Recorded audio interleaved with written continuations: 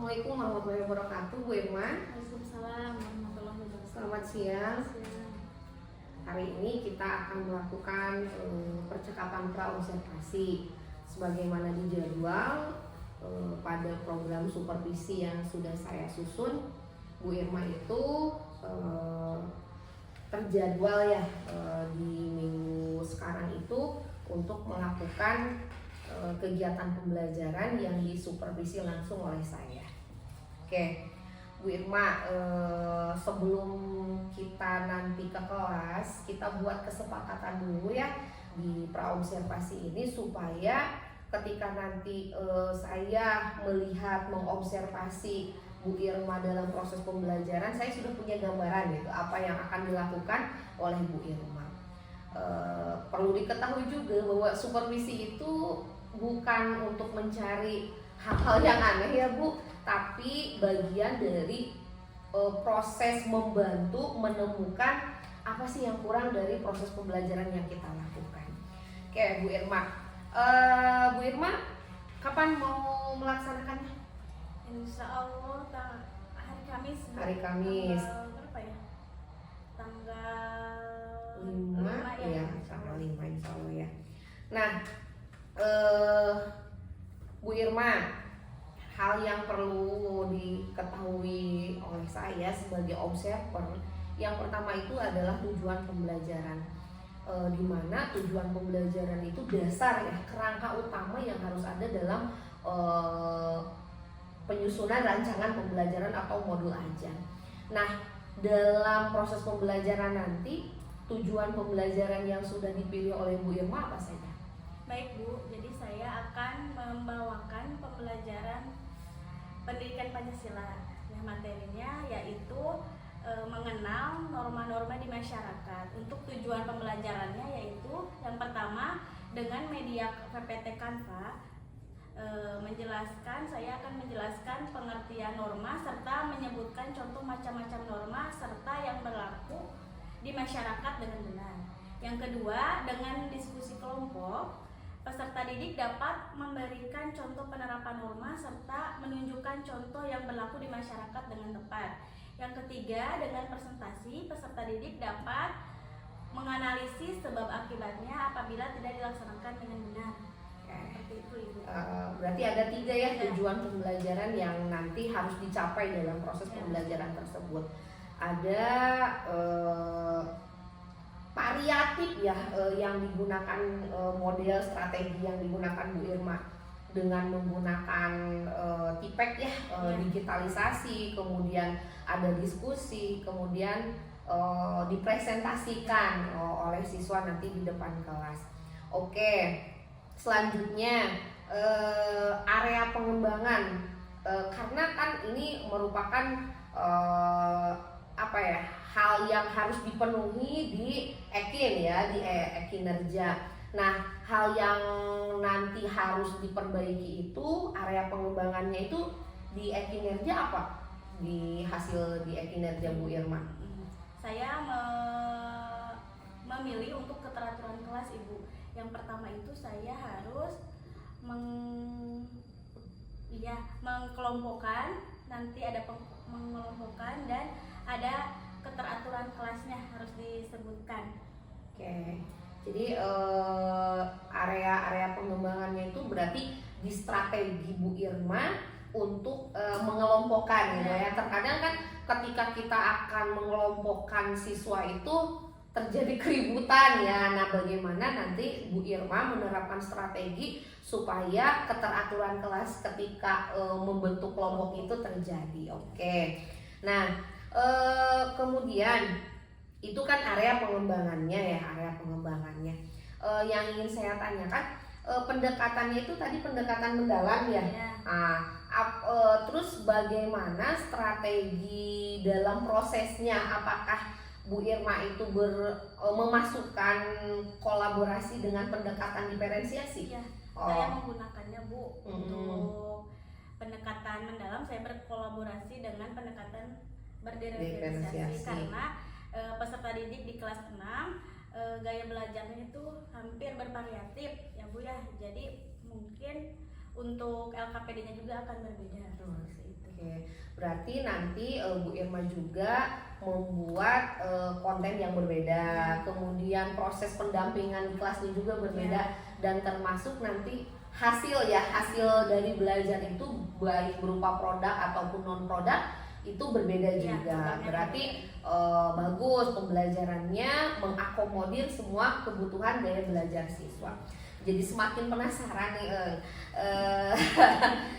Berarti hari Kamis ya Bu ya, ditunggu, mudah-mudahan lancar ya. Berarti saya nanti akan mempelajari ya modul ajarnya, silahkan disusun kemudian diserahkan kepada saya. Saya akan mempelajari, jadi ketika Bu Irma tampil saya sudah punya gambaran apa yang akan dilakukan Bu Irma, dan nanti kita review bersama-sama mencari hal-hal yang perlu ditingkatkan atau yang sudah maksimal nih gitu kan. Terima kasih ya Bu Irma, maaf mengganggu waktunya, ditunggu tampilnya ya, mudah-mudahan lancar. Terima kasih. Assalamualaikum Bu Irma.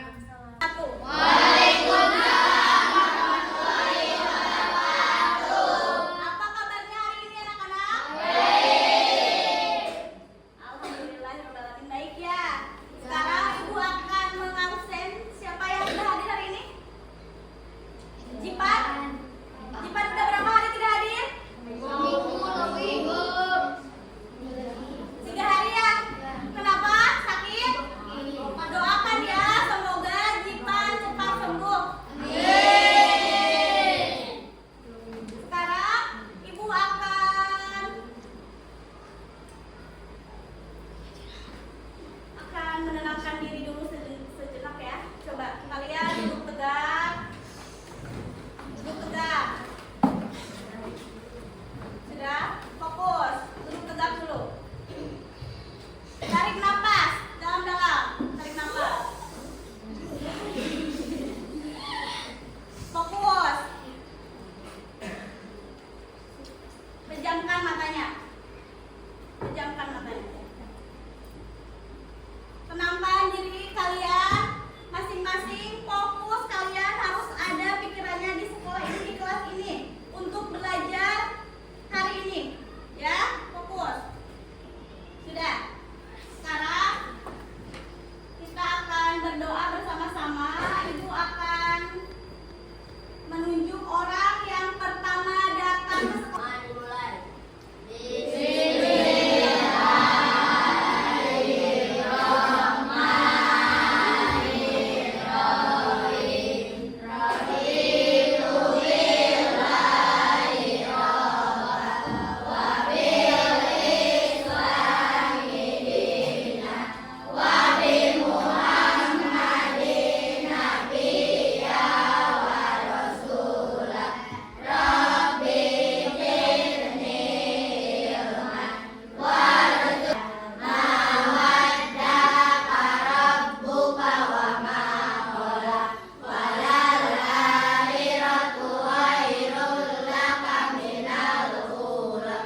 Sabang sampai Merauke.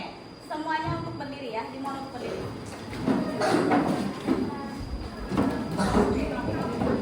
Semuanya dimohon untuk berdiri. Raka, berdiri Raka.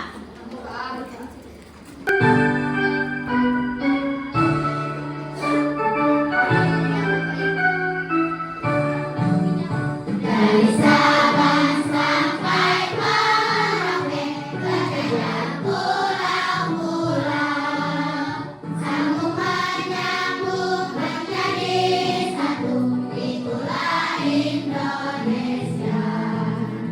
Indonesia tanah airku, aku berjanji padamu, menjunjung tanah airku, Indonesia. Akan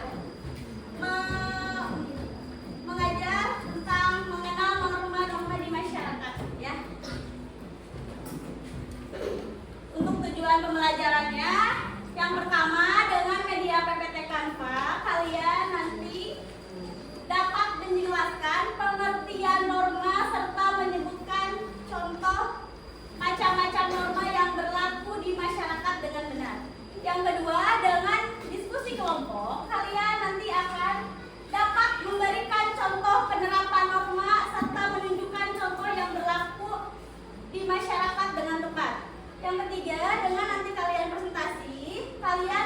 menganalisis sebab akibat timbul apabila tidak dilaksanakan dengan benar ya.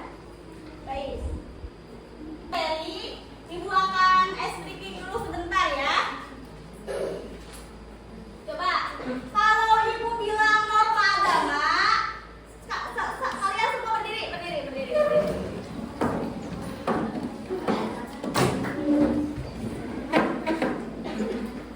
Kalau Ibu bilang norma agama, kalian lompat 1 kali. Ya, ingat, lompat 1 kali.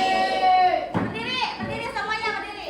Kalau Ibu bilang norma hukum, kalian tepuk tangan 2 kali. Norma hukum, norma agama, norma hukum, norma agama. Norma yang selanjutnya norma kesusilaan. Kalian diam. Terus yang selanjutnya norma kesopanan. Berputar kecil. Siap? Ingat.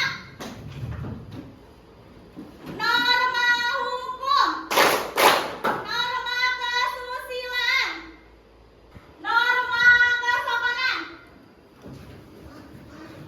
norma hukum.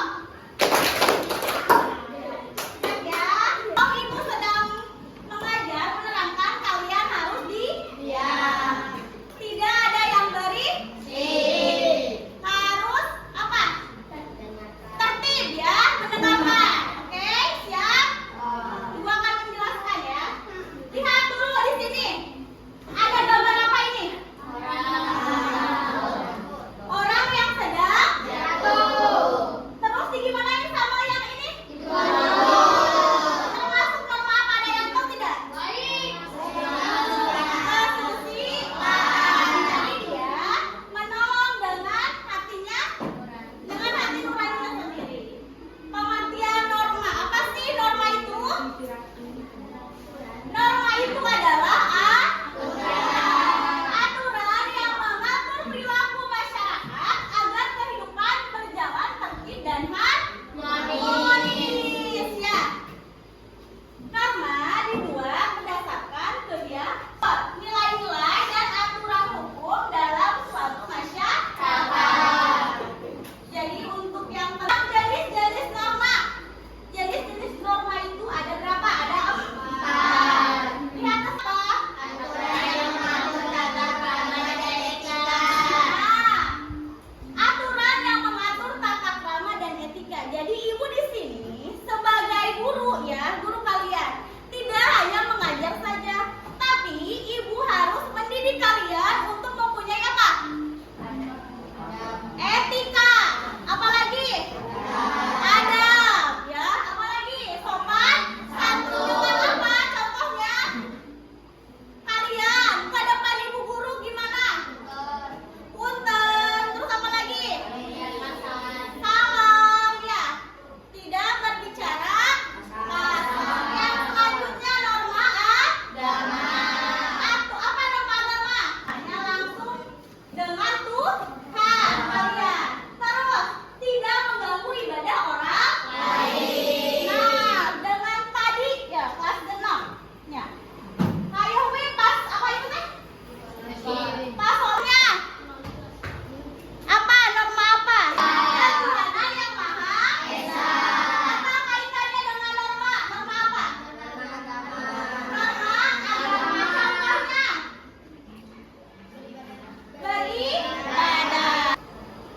Ada norma agama, kesusilaan, kesopanan dan hukum. Di sekolah coba jelaskan siapa? Coba. Menurut saya, norma yang paling sering ditemui di sekolah adalah norma kesopanan dan norma hukum dalam bentuk tata tertib sekolah. Namun jika harus memilih yang paling sering dipraktikkan dalam interaksi, itu adalah norma kesopanan. Alasan utamanya adalah karena sekolah merupakan lingkungan interaksi sosial yang sangat padat. Sejak Anda masuk gerbang sampai pulang, Anda terus-menerus berinteraksi dengan orang lain. Norma kesopanan adalah aturan yang mengatur interaksi cara yang hormat dan mungkin menundukkan badan, tergantung budaya setempat. Sekolah itu yang paling bagus itu apa? Norma kesopanan.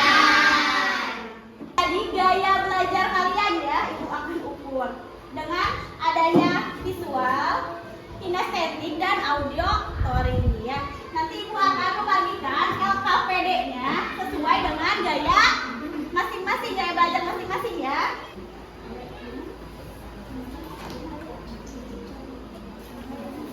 Untuk ini adalah kinestetik, membuat pohon norma ya.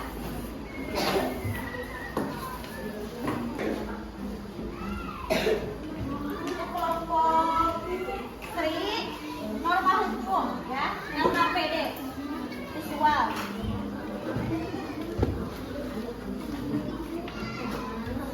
Kelompok Isra yaitu norma kesusilaan. Tahu ya? Norma hukum, norma agama.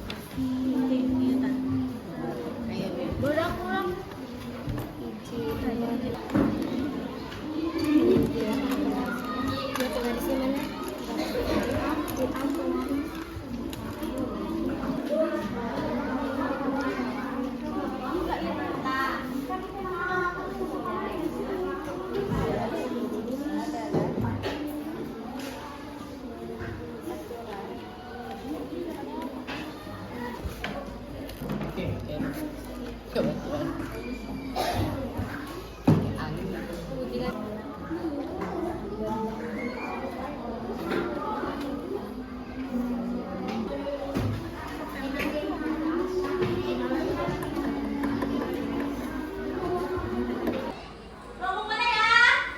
Siap, norma kesopanan. Tepuk tangan dulu. Ke depan. Ke depan, ayo.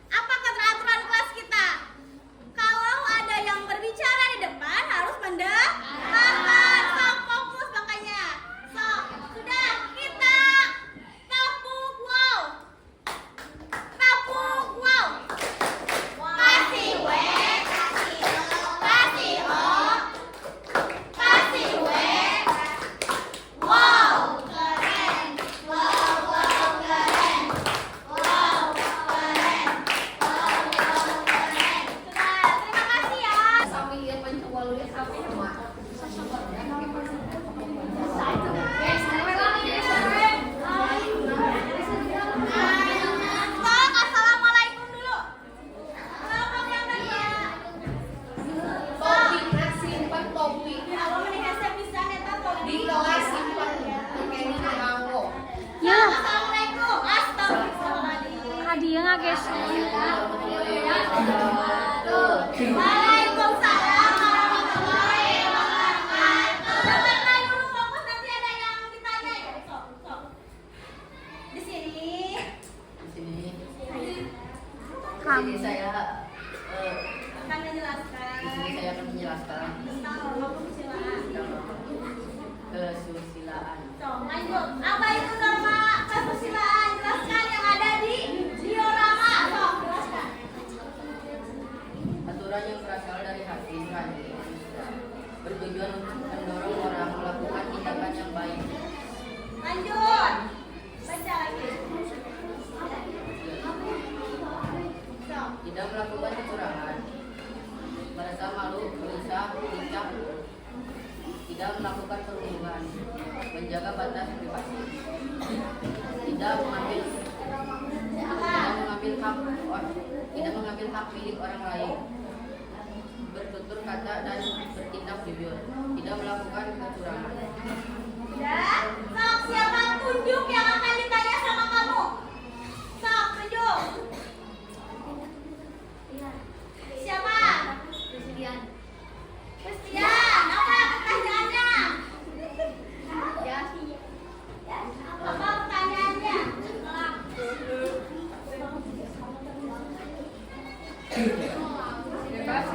Sok, tentang norma kesusilaan. Apa sudah cukup? Sudah cukup. Sok. Sekarang tepuk apa sekarang? Tepuk wow lagi. Kasih W, kasih O, kasih W. Wow, keren. Wow, wow, keren. Wow, keren. Wow, wow, keren. Dan sok dulu. Kelompok selanjutnya.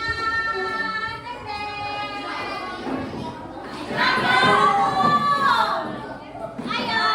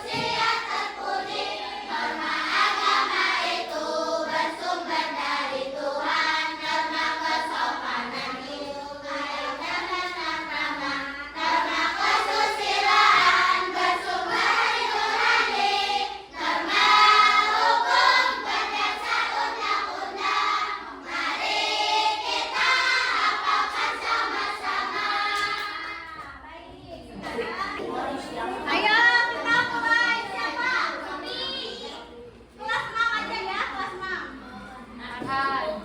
Teng teng teng teng teng. Mulai. Melaksanakan sholat 5 waktu termasuk norma apa? Betul. Sekarang berpuasa di bulan Ramadan.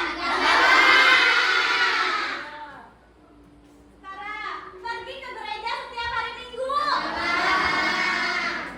Tuh, lanjut. Membaca kitab suci setiap hari.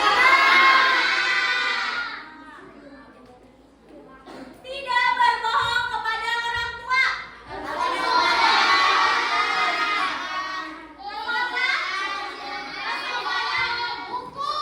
Salah. Lanjut. Membantu orang yang sedang kesulitan.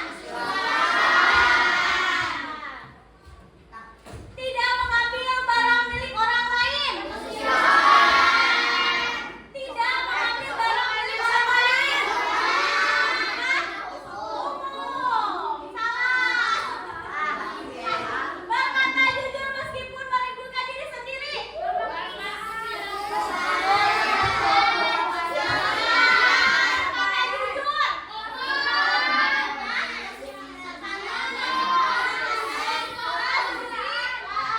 Betul. Lanjut. Mengucapkan salam ketika bertemu orang. Betul. Tidak makan sambil bicara. Mengetuk pintu sebelum masuk ruangan. Berpakaian rapi saat menghadiri acara formal. Kesopanan. Tidak boleh mencuri barang milik orang lain. Wajib memiliki SIM saat mengendarai kendaraan. Lanjut. Membayar pajak sesuai ketentuan. Tidak boleh merusak fasilitas umum.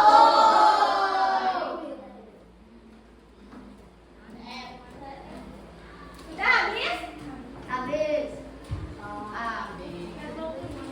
Lihat. Jiwa yang amin. Sudah ya, 140 poin. Alhamdulillah, pembelajaran hari ini sudah selesai. Coba kita simpulkan. Siapa yang menyimpulkan pembelajaran hari ini? Siapa? Sofi, sok, Sofi. Sok. Coba simpulkan apa?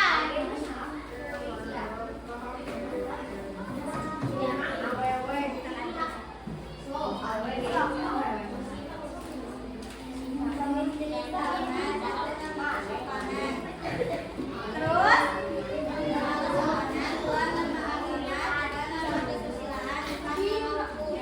Siapa lagi? Mau ya? Sudah ya? Kita sudah menyimpulkan bahwa norma itu ada jenis-jenisnya, ada 4. Ya, ada 4. Ada norma hukum, agama, siap untuk tidak melanggar norma? Menaati aturannya? Baik, ditutup dengan berdoa. Dipimpin oleh Christian.